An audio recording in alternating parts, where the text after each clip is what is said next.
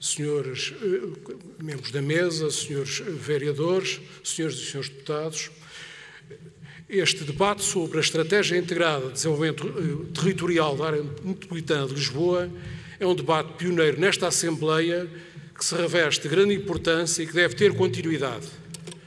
Saudamos o facto de termos a oportunidade de ouvir, nos termos das nossas competências, o primeiro secretário da Comissão Executiva da Área Metropolitana de Lisboa, o que acontece pela primeira vez.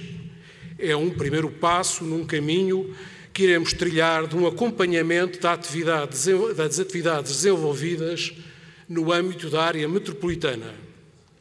O Acordo de Parceria 2014-2020 poderia ter sido melhor se o Governo tivesse feito boa audição e bom envolvimento das autarquias no desenho do Acordo de Parceria e se tivesse as cidades como pilares fundamentais de execução, como foi oportunamente sublinhado pelo Presidente da Câmara Municipal de Lisboa.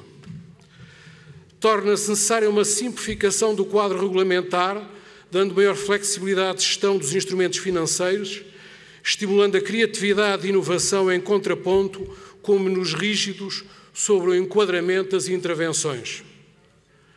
Na opinião de muitos autarcas e outros cidadãos, impõe-se gerir de forma descentralizada os fundos comunitários, nomeadamente por os municípios, reconhecendo o seu papel de articulação e integração das políticas sectoriais.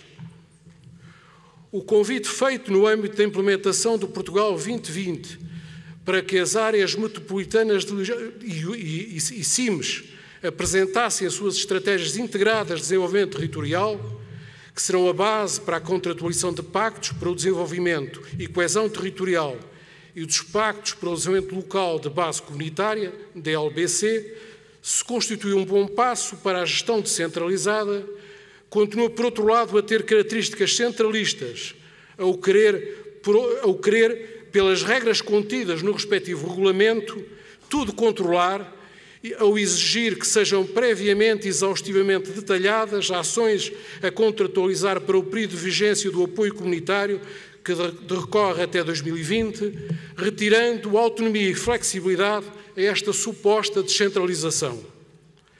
A Estratégia Integrada de Desenvolvimento Territorial da Área Metropolitana de Lisboa é um documento que tem as marcas do europeu, que o torna de compreensão difícil para a generalidade dos cidadãos, mas é um quadro que há que aproveitar todas as potencialidades.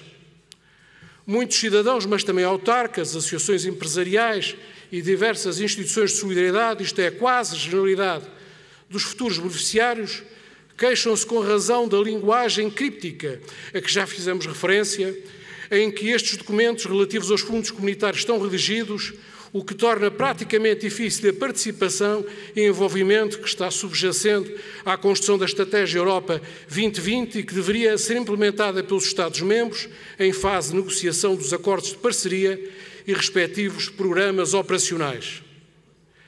Há que criar condições para que os cidadãos possam acompanhar a sua implementação, o que exige monitorização das verbas atribuídas e executadas.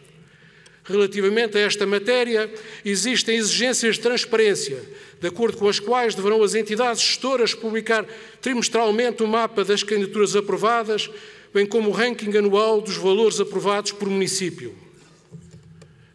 Não haverá recuperação económica do país sem investimento público.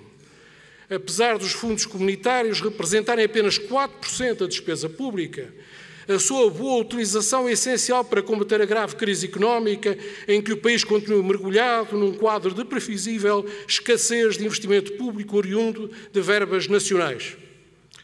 São recursos imprescindíveis para permitir assegurar a realização da ambiciosa agenda da Estratégia Lisboa 2020, em que as questões de desenvolvimento inteligente, sustentável e inclusivo, identificadas pela Estratégia Europa 2020, estão consagradas.